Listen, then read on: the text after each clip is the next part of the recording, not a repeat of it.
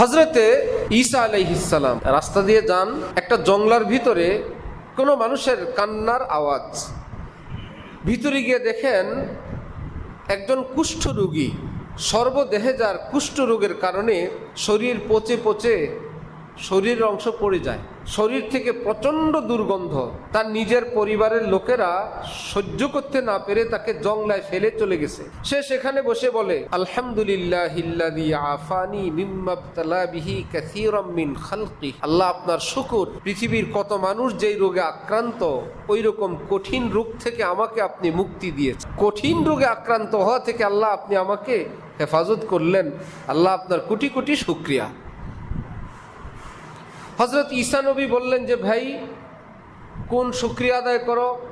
তোমার মতো বিপদে তো পৃথিবীর কম মানুষই আছে, পরিবারের লোকেরা ফেলে চলে গেছে, দুর্গন্ধ, পুরা দেহ পচা।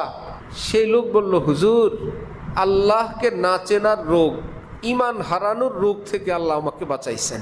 পৃথিবীর সবচাইতে বড় রোগ বেঈমান হওয়ার রোগ, আল্লাহকে ভুলে যাওয়ার রোগ।